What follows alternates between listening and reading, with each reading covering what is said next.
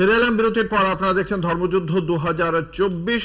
আজকে একদিকে যেমন নির্বাচন চলছে রায়গঞ্জ, রায়গঞ্জ, বালুরঘাট এবং দার্জিলিং এ, তার সঙ্গে সঙ্গে গোটা দেশের 88টি লোকসভা আসনে, তার পাশাপাশি একই সঙ্গে নির্বাচনী প্রচারও চলছে অন্যান্য দফাগুলির জন্য। এবং সেই কারণেই আজকে আমাদের রাজ্যে এসেছেন প্রধানমন্ত্রী নরেন্দ্র মোদী।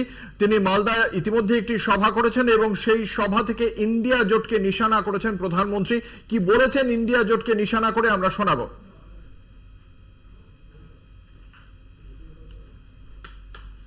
मैं आपको इंडी गठबंधन के एक और खतरनाक इरादे के बारे में बताना चाहता हूं।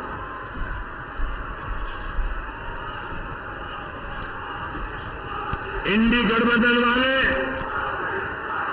महिलाओं, आदिवासियों और गरीबों के खिलाफ एक खतरनाक कानून बनाकर लेकर आने चाहते हैं।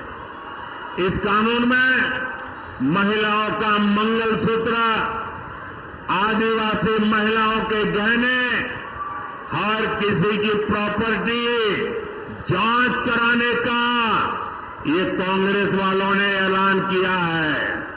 इसके लिए कांग्रेस के शहजादे विदेश से आई एक्सरे मशीन लाए हैं।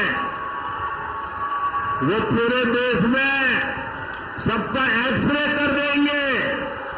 कांग्रेस का इरादा है कि जिसके पास जितना पैसा, सोना, चांदी होगा, जमीन होगी, सब पर कब्जा कर लिया जाएगा और फिर उसका एक हिस्सा ये लोग अपने वोट बैंक को दे देंगे।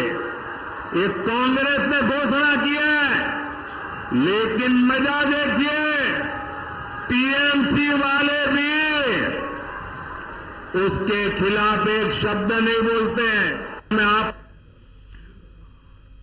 আপনারা শুনলেন প্রধানমন্ত্রীর বক্তব্য। আসবো প্রথমে তৃণমূল কংগ্রেসের কাছে। ইন্ডিয়া জোটকে সরাসরি নিশানা করছেন প্রধানমন্ত্রী নরেন্দ্র মোদী।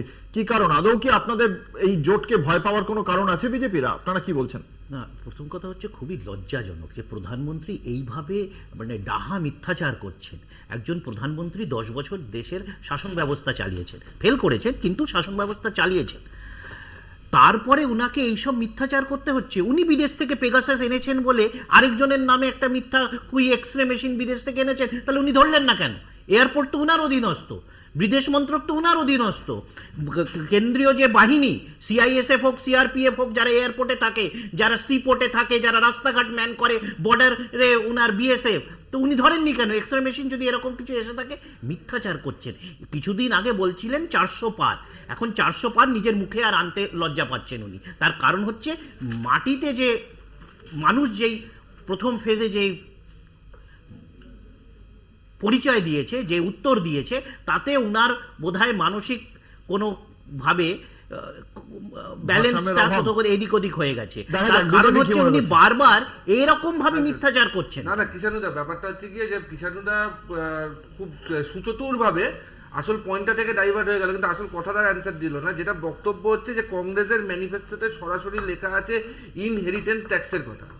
মানে আপনার পূর্বপুরুষের রাখা সম্পত্তি যদি আপনার কাছে ট্রান্সফার হয়, সেখানে আপনাকে গভর্নমেন্টকে তার একটা সার্টেন পোর্শন, এটা কংগ্রেসের ইয়েতে লেখা রয়েছে, আপনি দেখেন একদম আছে। এবং তার পেছনে এটা স্যাম পিত্রোদা বলেছেন, এরকম কোনো ম্যানিফেস্টোতে লেখা নেই, বিজেপিকে মিথ্যাচার করতে হচ্ছে।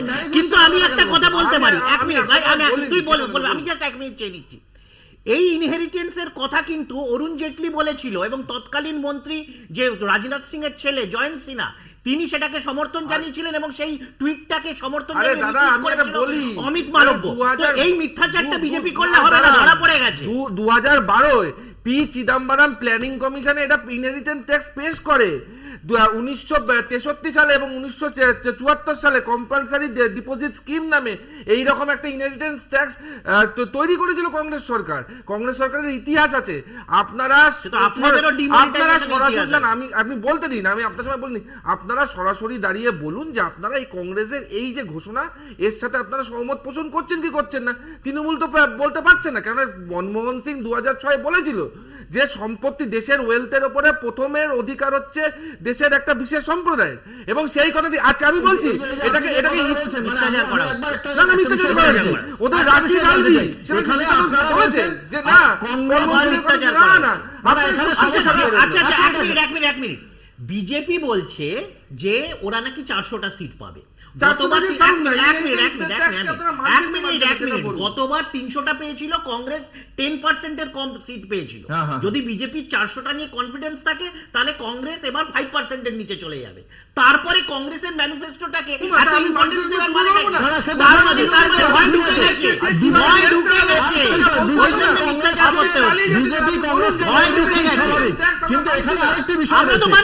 সাম্প্রতিক যে সমীক্ষা, সেই সমীক্ষায় দেখতে পেয়েছি গোটা দেশের সম্পত্তির ম্যাক্সিমামটা চলে গিয়েছে কয়েকটি পরিবারের হাতে, এবং সেই পরিবারগুলোই কার্যত মানে ধনী আরো বেশি ধনী হয়েছে, গরিব আরো বেশি গরিব হয়েছে। এবার তাদের থেকে ট্যাক্সটা নিতে গেলে কি বিজেপির কোনো সমস্যা হচ্ছে আমরা জানি না।